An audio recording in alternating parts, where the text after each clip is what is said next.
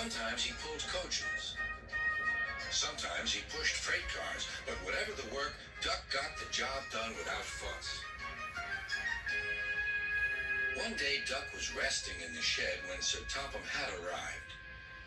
"Your work in the yard has been good. Would you like to have a branch line for your own?" "Yes, please, sir," replied Duck. So Duck took charge of his new branch line. The responsibility delighted him. The line runs along the coast by sandy beaches till it meets a port where big ships come in. Duck enjoyed exploring every curve and corner of the line. Sea breezes swirled his smoke high into the air, and his green paint glistened in the sunlight. "This is just like being on holiday," he puffed. "Well, you know what they say," laughed his driver. "A change is as good as a rest." Soon, Duck was busier than ever.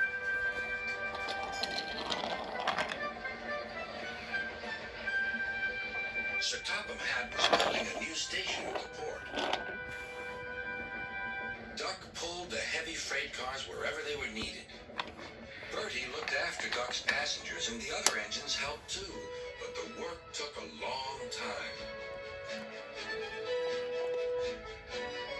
Noise and dust filled the air.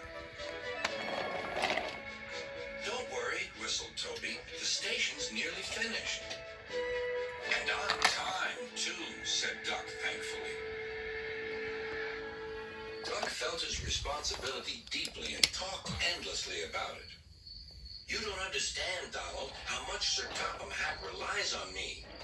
"Ach, aye," muttered Donald sleepily. "I'm Great Western, and I—" "Quack, quack, quack." "What?" "Ye heard? Quack, quack, ye go. Sounds like ye'd an egg laid. Now wheesht and let an engine sleep." "Quack yourself," said Duck indignantly. Later, he spoke to his driver. "Donald says I quack, as if I'd laid an egg." "Quack, do you?" pondered his fireman. He whispered something to Duck and his driver. They were going to play a joke on Donald and pay him back for teasing Duck.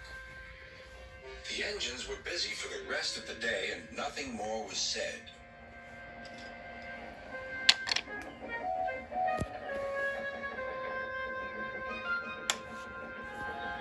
Not even a quack.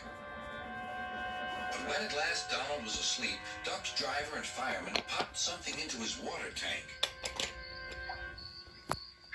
Next morning, when Donald stopped for water, he found that he had an unexpected passenger aboard.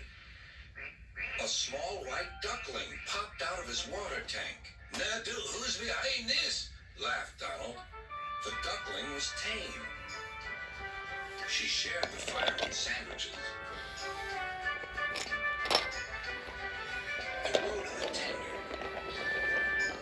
The other engines enjoyed teasing Donald about her. Presently, she grew tired of traveling and hopped off at a station, and there she stayed. That night, Donald's driver and fireman got busy, and in the morning, when Duck's crew arrived to look him over, they laughed and laughed.